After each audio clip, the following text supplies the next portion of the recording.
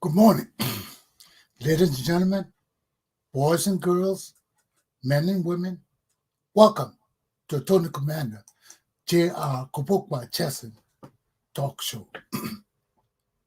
Today is Thursday, the 11th day of March of this year, 2021. I begin my lesson as usual, troubled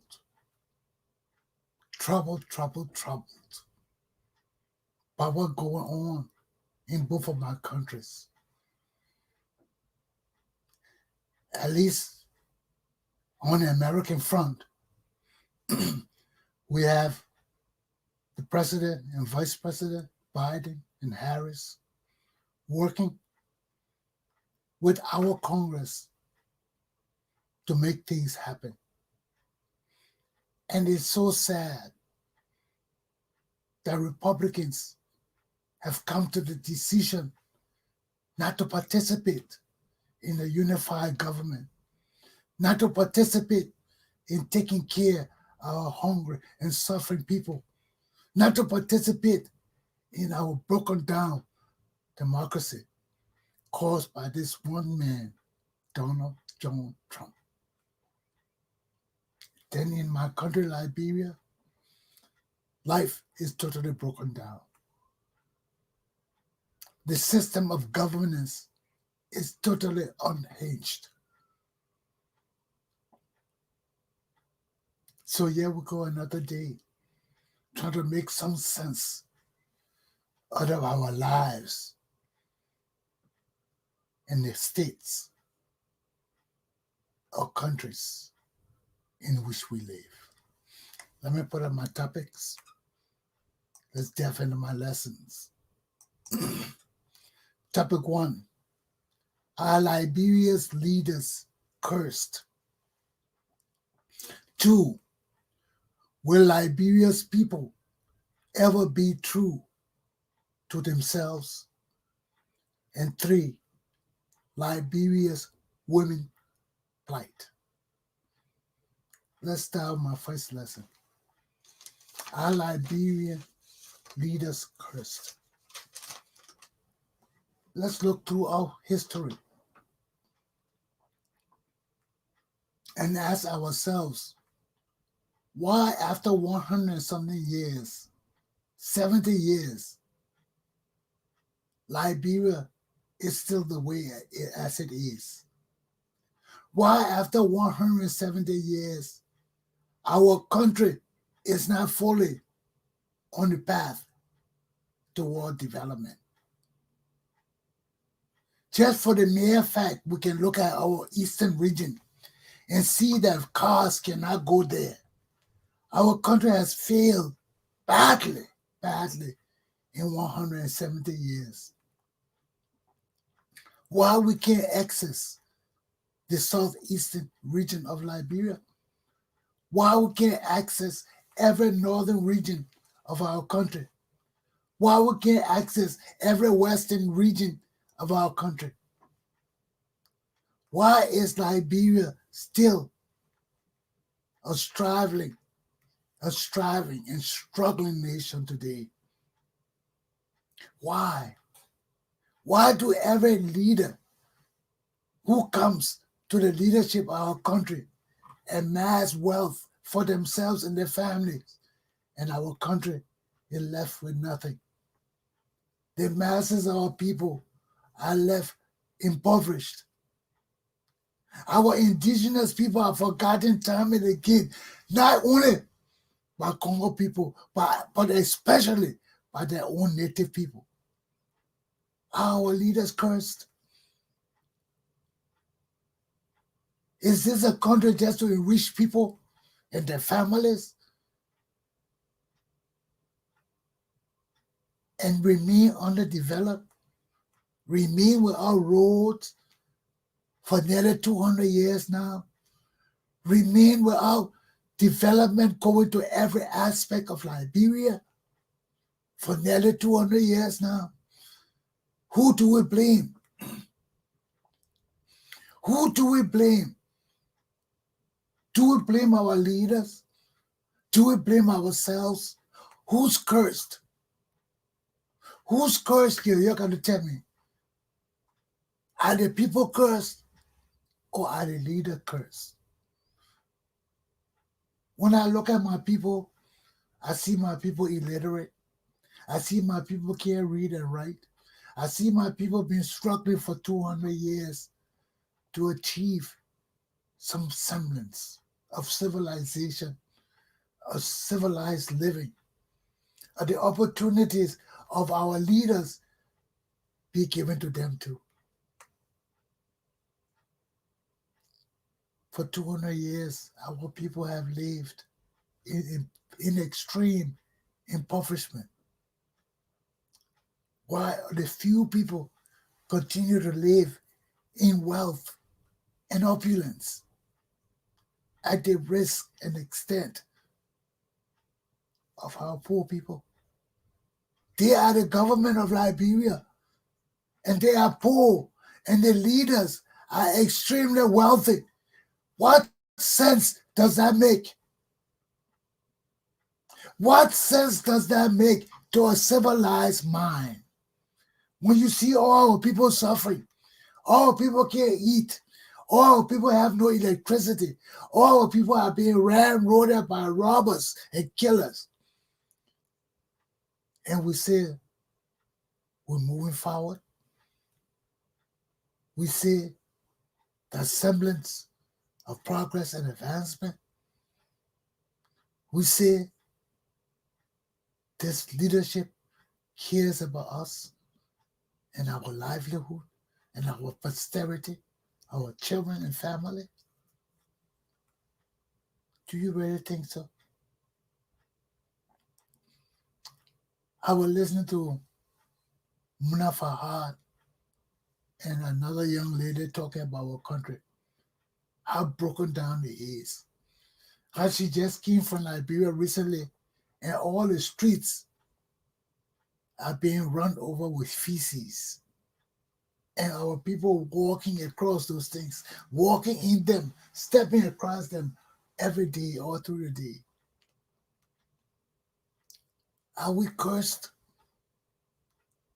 How can we be cursed when we are blind and gullible, and the people that are leading us know better. But their wives going to France 10 times in a year, 12 times, carrying bags and bags of money that they can't put in the bank because they will catch them for money laundering. So they decided to put them in the bags and take them to foreign country. Then they're arresting our first lady on suspicion of crime. Where is our country going? The stealing is so bad that the people taking it out of the country now in lump sum of money because they can't put it in the bank no more. So our first lady is a conduit for the government stealing and putting in George Weah account abroad. Where are our Western friends? Where are our Western friends who's supposed to arrest these people and let us know what they're doing? Where are our Western friends?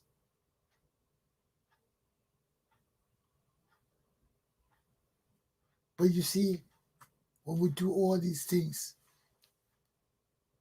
then we're complaining about our women leaders. Our women leaders are part of the system too. They are the same people that condone these corrupt practices. We talk about the 3 ambassadors.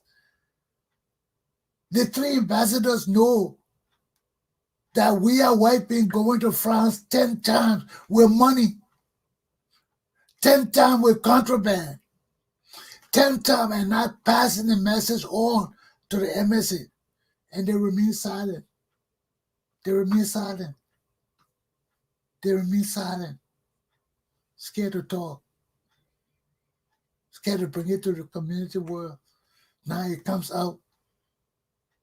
The first lady firing them at all costs. Because they're interfering with her state of enjoyment in Paris. Because when she goes with security, she can't do what she wants to do. She can't go all to little nightclubs and little flimsy clubs she been going to. She can't go to.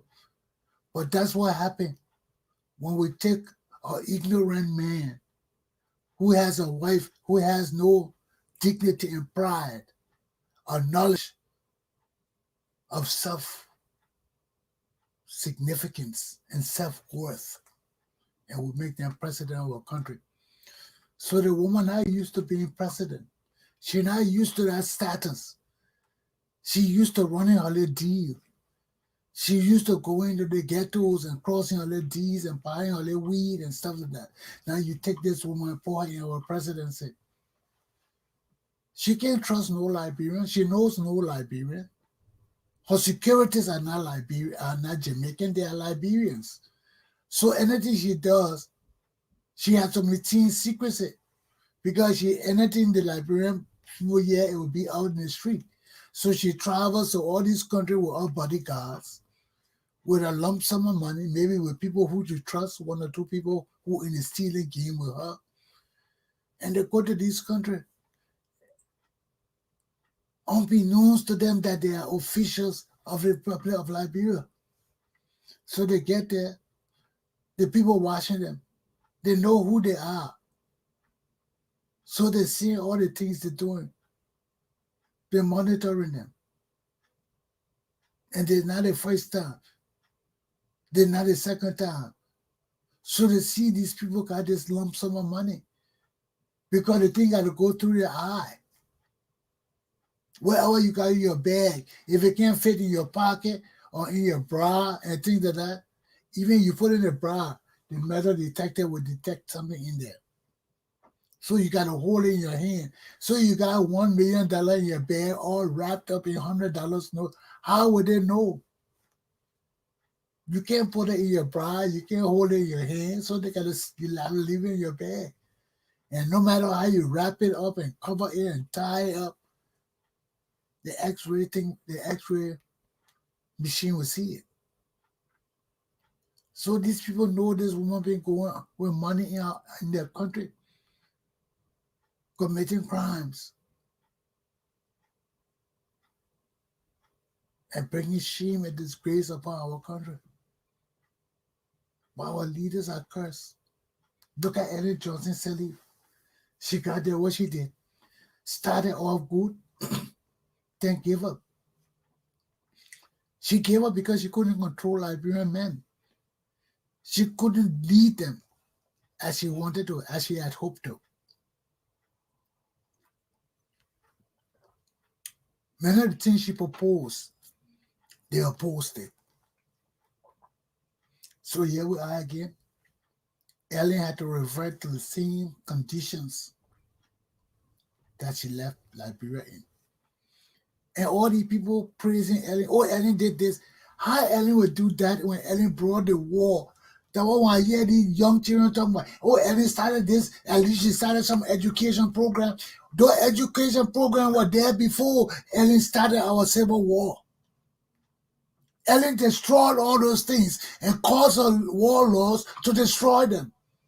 And she came back and was unable to build them like he promised us.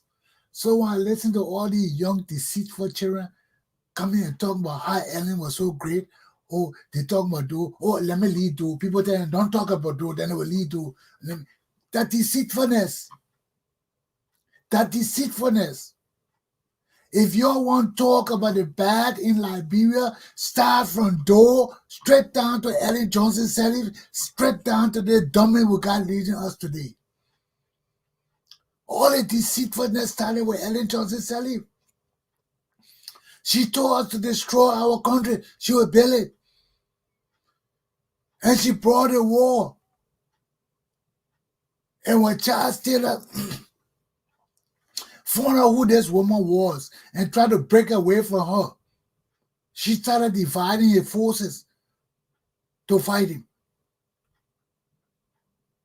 And when he beat all of them and became president, she continued with the international community to get rid of Charles Taylor. Now this wicked woman has done all these things. She come to build the country.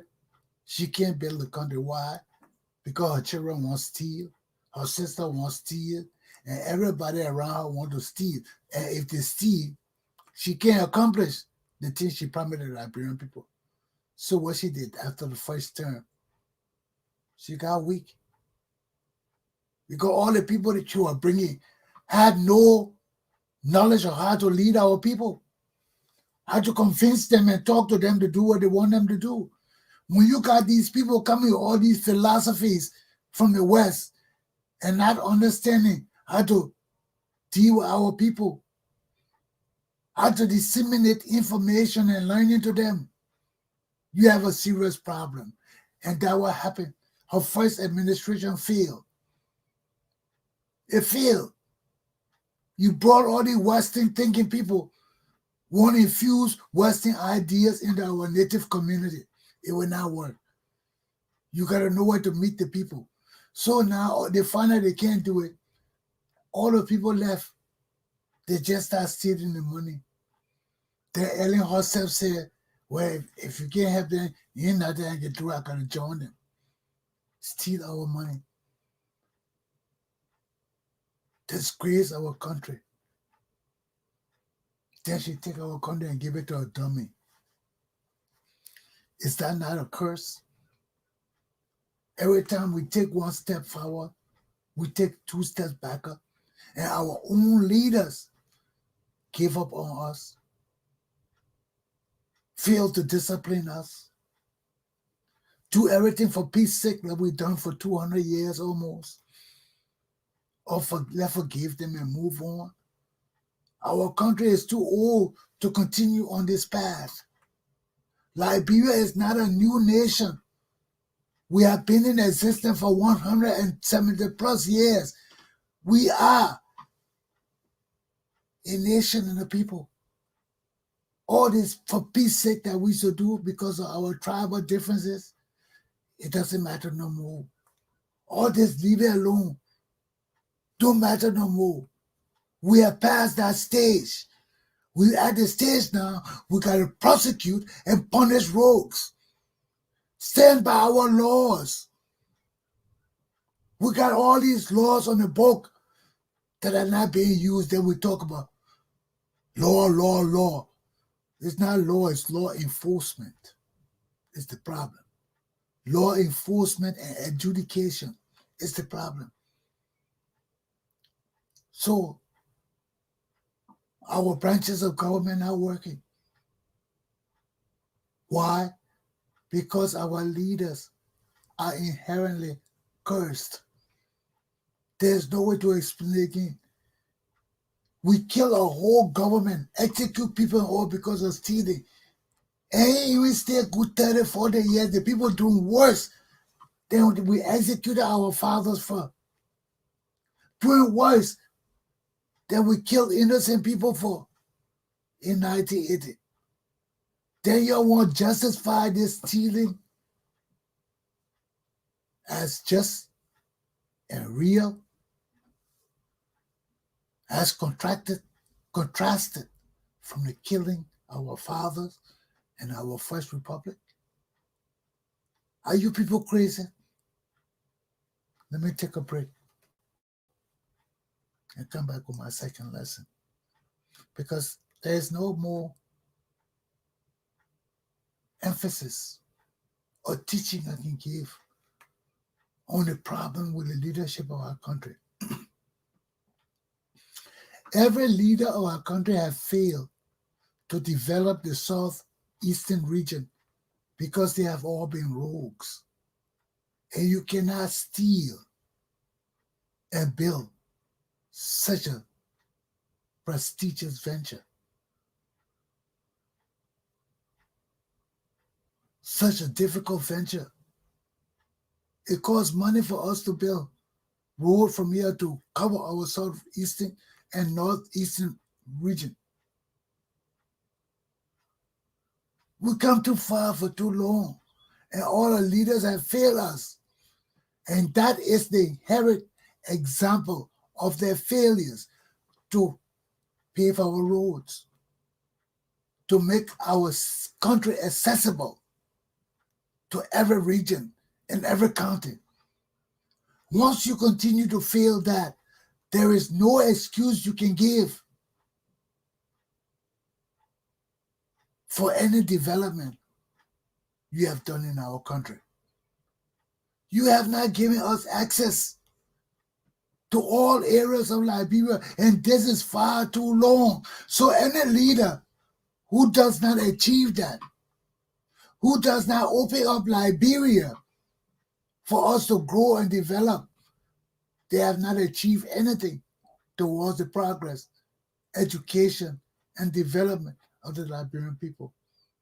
We must have access to education, access to health, access to knowledge. We can have the best schools in the country. If we can't access them, what are the use of going to them? Look at how cutting the walls, cutting the college walls all the day I was growing up. We had to fight to go to cutting them. Fight. Now we're still fighting to go to the southeastern region. We're still fighting to build our lives, our people. Why are our leaders cursed? Why? They got to be. They got to be. There has to be some problem with the leadership of Liberia from time immemorial. So much, let me take a break. I'll be right back. Soundstripe.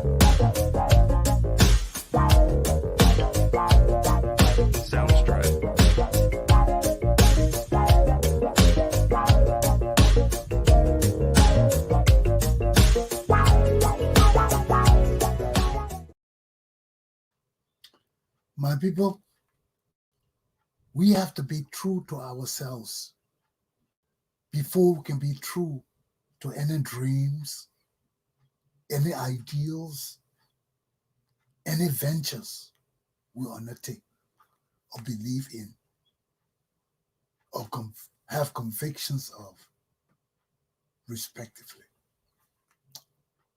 So all these things matter to us. And if we as a people are deceitful to ourselves, don't trust our own judgments, cannot rely on our own abilities to make decisions that would be sound and good and right, we have a serious problem. We have a serious problem. Right now, our leaders are incompetent. Our people are confused. Our people don't know whether they want to go or come or stay or go. We are facing some serious problems in our country. Education is lacking. Nutrition and good food lacking. Good roads lacking. Money lacking. All the necessities to life in our country are diminished. We have little or nothing for ourselves. And we are not true to ourselves. We're not true to ourselves. We run around, we don't know who to cast blame on. We see all the suffering we suffer. We see all the years we suffer. We see how the same people leading us over and over. The same criminals being recircled over and over. And we can't come to our consciousness to say there's something wrong with this. This picture isn't right. How the same people coming back into government, and the more they're coming back, the more our country dying. The more things getting worse. And no matter what kind of excuses they make, no matter what they tell us, as long as they corrupt and we see the corrupt, our country will not develop. Look at Liberty Party with Musa Ability, Darius Dillon, Nyomli Kanga. All these people sat down there. And because of the love of money, because of the love of this money they're getting from this man, the support he has rendered them, they place their integrity over their leadership.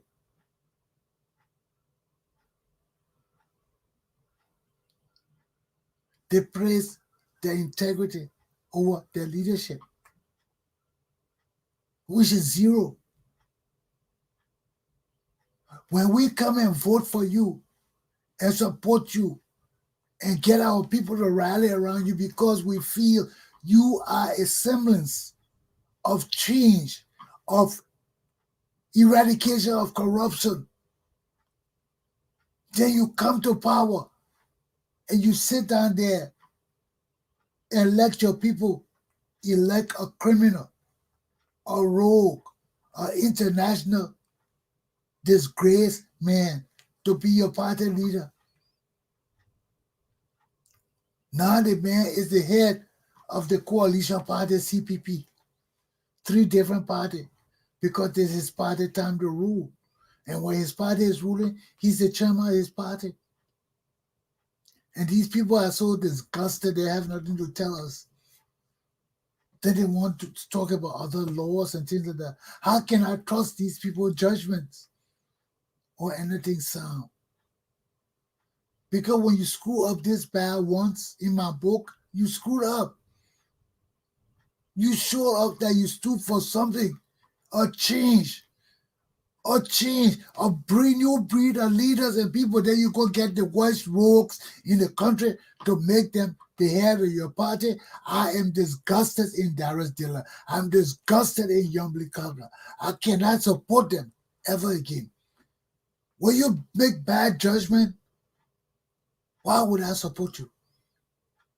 Why would I support you? The very reason we voted for you It's the very reason you let us down for. So we have nothing but deceitful, wicked people in our society. Nothing but rogues. Then we don't blame ourselves for that.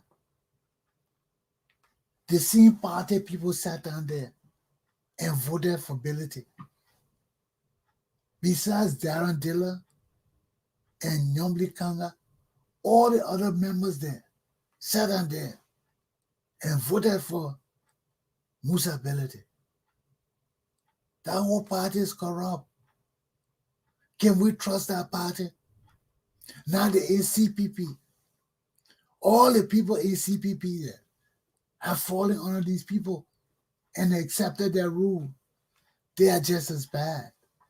Birds of a feather flock together. That's an old teaching. It's nothing new to us. So we see it time and time and time again. You know, we put our leaders there instead of them setting new standards, instead of them setting the pace for a different era in our country, to get there and bring the same old people that have stolen, that they themselves didn't associate themselves with when they were running. They went with them. Now all of a sudden they're bringing all these people back in. And we see the darkness, the dimness, the fog coming back over our country, where everything is clouded, there's no transparency, there's no reasoning. And these people just, because they don't know nothing better, who else Darren didn't know as a leader better than Ellie Johnson Sally and Bromskin? And those people that the same. The same. So here we are again, my people. When we will move out of this life of we have of ourselves, not being true to ourselves, because we're not true to our God. When we're not true to our God, who can we be true to? When people say, oh, don't let me set my Christianity aside. Don't let me set my Christianity aside and deal with you. If you can set your Christianity aside, why should I want to do it? I'll beat you to death. You set your Christianity aside and think you can come and meet a God-fearing man like me with my Christianity intact, and you have set yours aside. You see how our people behave? They joke with our Christianity. They think Christianity is a jacket you're wearing. Don't let me take off my Christianity and set it aside. So who are you when you take off your Christianity and set it aside? Who are you? So you people have no intentions of honoring Christianity, have no intentions of being cheering on Jesus Christ. You cheer on Jesus Christ when it suits you. Then when you want to hurt and kill people, you set Jesus aside and go into your shrine and into your voodoo bushes to kill people. You think that the way Christianity works? You think that the way you will achieve the blessings of Jesus Christ? You deceive yourselves. You deceive yourselves. When I listen to these people talk about it, don't let me set my Christianity aside. I'm so disgusted in these crazy lunatic. That's crazy. They don't understand what Jesus Christ is or means to this world. So they can get mad and set the Christianity aside and go to the voodoo man and get voodoo thing to kill you, and then come back and pick up the Christianity again and put it back on. You think that's how Jesus Christ works? When y'all want to do wicked, you can set him aside and go in your voodoo shrines and things and kill people. Then you'll come back and take up your Jesus jacket and put it back on, and all of a sudden you're redeemed. Don't deceive yourselves, my people.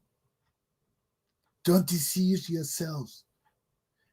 And because we deceive ourselves with our religion and our gods, we deceive ourselves with our leadership in our country. We think we're smart, and we're not smart. Instead of following the rules, we want to use the rules to deceive our people. And it can't work time and time again. Our people will suffer. They will come to realize that everything you're doing is based on deception. We got to be true to ourselves. If we want a constitutional government, we got to be true to ourselves and know that for us to have a constitutional democratic government, somebody has to ensure that our country is geared in that direction. Who else can do it but you? If you desire for something to happen and you don't strive to put things in place to implement your goals and desires, who do you expect to do it? Somebody else who doesn't care about it? So we got to understand, just as we want things to happen, we got duties and responsibilities to ensure that these things happen, to ensure that it happen properly and not haphazardly, that it happen to benefit us through professional means and ways, that we set things up, that we set example for other people coming after us. Everything we do spells standards of examples for other people to follow. So that way it always behooves us to do it good. Because if we keep falling, and we're not doing it good, somebody will have to come and teach us. Then we lose the essence of us being the one to have the ideal. So these are the things that are important to us. If you lose control of who you are, or you think you're bigger than who you are, and you don't even know your own strengths and abilities, you will fail time and time again. You got to know who you are. You got to know how far you can go, what you can do and what you cannot do. So you do not make promises to people, oh, I will do it. Yeah, I will take care of that. Then when you come to find out, you got too much work. You put too much on yourself that you can't do it. All those things you thought you could do overnight to be successful, you got to take your time and do it, and you can't do it because you don't know yourself. You don't know your abilities. You haven't tested or tried yourself. My young children, these are all important things I'm pointing out. Because you got to look at yourself not only from the outside, from the inside too. Look yourself in the mirror and say, what kind of man am I? What kind of man do people think I am compared to who you think you are? And these are the things that help us grow and develop and seek our own truths to set us free. Let me move on to my third lesson, my people. Soundstripe.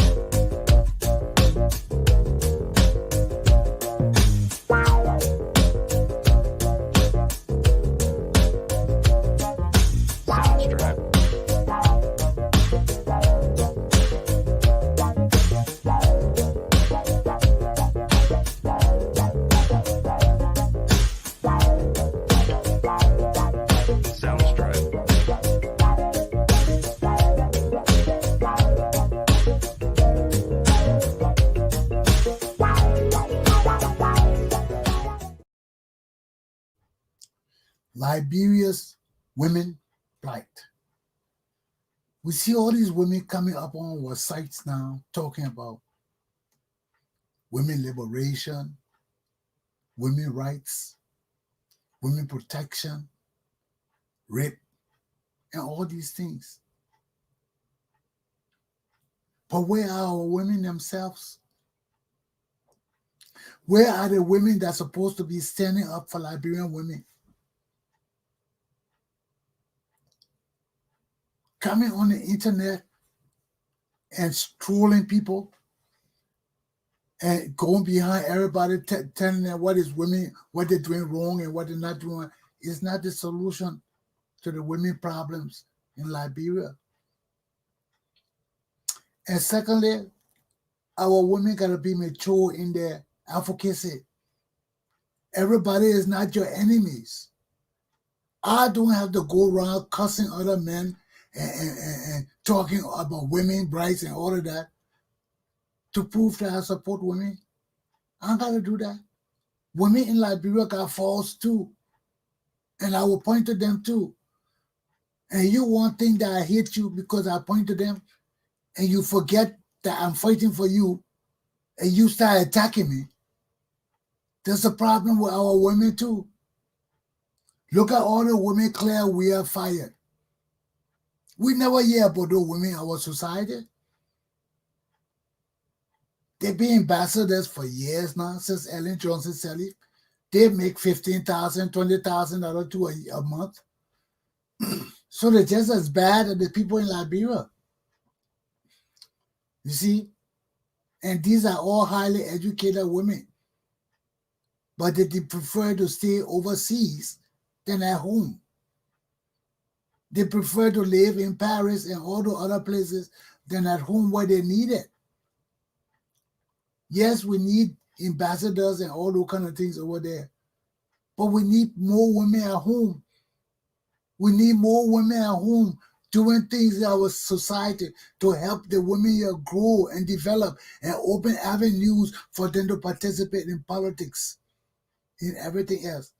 But if all our women them overseas when they should be home, we got women overseas. We got Liberians in doing business overseas. Why we can't pick them as ambassadors? Why these people living in Liberia, needed in Liberia to support our people and raise institutions for our women in Liberia, won't be all in the foreign service? Huh? Why they want to be all in the, what kind of experience they got so much in the foreign service they're not needed in Liberia? All these educated women. You know, all of them can sit in the foreign service with their husbands and enjoying life, you know, and they don't even stay in the foreign service. They're in the foreign service, but they're in Liberia more than them. You know, then they know their woman always traveling. She traveled 10 times. She didn't notify you. So you know she always traveling. And you got to be there for her shenanigans. So the ambassador here, he doesn't know, or she doesn't know the first lady traveling to the state she in. That's a problem. That's a problem. That's your duty to find out when the first lady coming. Once she'll be there, she's your boss. If that MO to slip in the people country with $100,000 in her bag to deposit, and she needs you there to clear her at the airport, and you working for her husband, you better be there. You better be there. You in Liberia doing what? Why are you in Liberia and the first lady in Paris or in Ghana or in South Africa? Y'all know the people have no standards. They have no principles. You yourself said the woman traveled 10 times to France, and the French people confused and pissed off because she did it over and over again. So what would make her stop? What would make her stop? So you just as bad. You're negligent. You know this woman always coming to these places without diplomatic or protocol, without informing the people she coming. But you work with her. You better be calling the foreign minister is the first lady leave when she leaving, when she going. That's your job. And the woman told her husband to fire you. Hey, too bad. I feel sorry. But you should be on your jobs. You want to work for the fucking preacher? You'll be on your job. You'll know your bosses. That is the first time people doing it. They say the woman always in Ghana. She always in South Africa. These people are lawless. You work for them, you got to be lawless too. You got to cater to their lawlessness. And this is one of the same problems we're talking about our women. Our women abroad, they have no concept of the people they're fighting for. But because you're fighting for women, you're not conscious of the men you're dealing with. You think women will just rise up in Liberia and change things on their own? If you think that will happen, you must be crazy. Liberia is not America. Women do not have that kind of rights here. Women didn't even have those kind of rights in America. They just started getting it because more people stood up with them. And mostly men too. You come from a male-dominated society. You in America. You won't fight for people in Liberia. You never understood Liberian society. You stand here and attack the men that can help you get your aim accomplished. But because I can help you, you think I got to cater to how you want me to help you? I ain't no sissy. I ain't no punk. I ain't gonna sissy to you and cater to you. Whatever you. Liberian women got problems too. And if you don't know you got problems, then you got problems. Before I can help people, you gotta evaluate the situation. They got some wicked women too. And I know them. If you just think when all women good, that's your problem. And so you don't push that kind of stupid thing on people.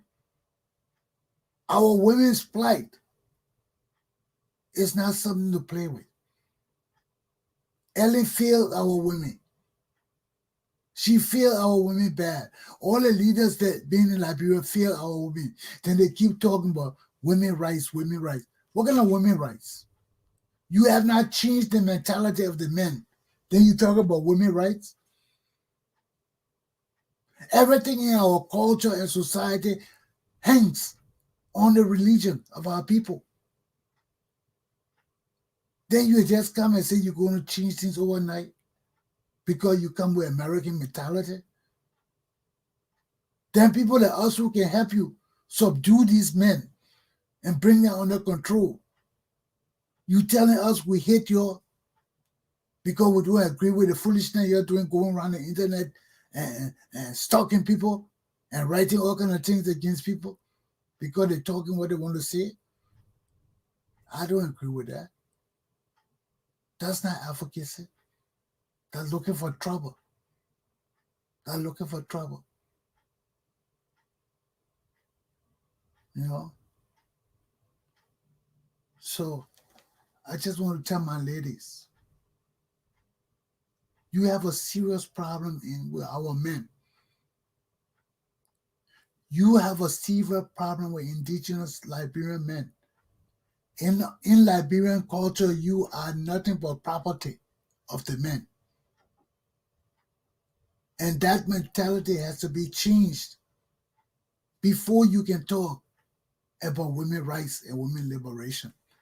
Yes, women's rights and liberation exist in our civilized Americo-Liberian Congo society. You say you know Congo in Liberia. All the women that have risen in our society started with the Congo people regime. Now, you see this regime. You see this regime. Another woman from another era is keeping your money. Another woman from another nation is traveling with our money to deposit it out of the country for she and her husband. Another woman has no respect for our laws, for our protocol, for our decency and respect. She does what she wants to do because she's not used to being the wife of a first lady. She's a woman from the hood. And when we bring all these things into our community and our people can't see it, but want to attack our own people for standing up for your rights, that's a problem. That's a problem. Women don't trust each other in Liberia. Y'all don't trust each other. The educated women put the native women down. These are all things that hamper the progress and advancement of women. Then they know our culture is a male-dominated, totally male-dominated society. You need advocates. You need men who can stand with you to fight against the system. You need men who understand your plight, and are willing to stand up with you.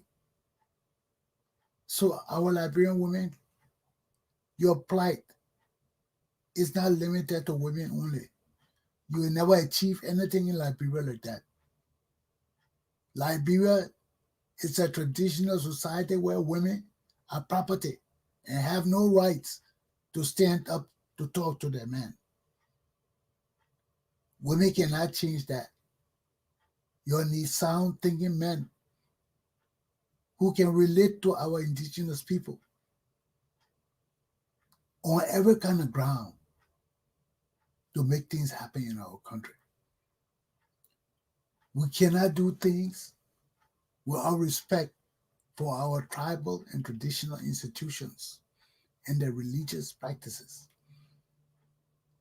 All the tribes claim to have their own practice, their own educational systems, their own religious system.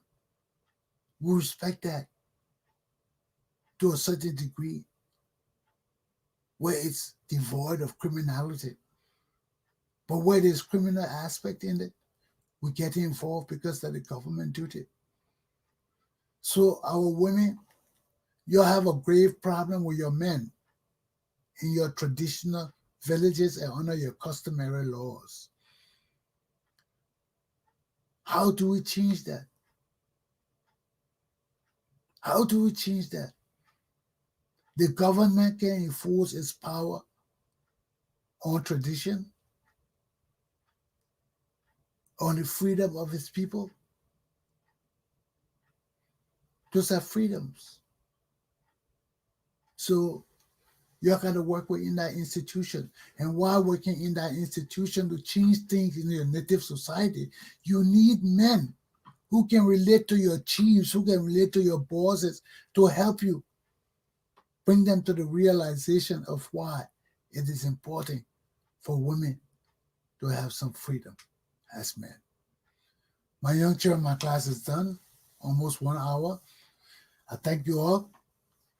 Everybody in the world, I thank you all. Let's pay attention to our society. We have a very unique and precious society. Once we understand our people, our cultures, and the intricate things that keep us apart, we'll be able to reach out to each other, to bridge gaps of understanding and communication, and grow wise, to understand we are in our minds when things are beneficial to us, to understand we're in our mind when things are not good for us, to understand we're in our mind when we need the help of Almighty God. Aluta. Continue. Have a good day, my children. Sounds right.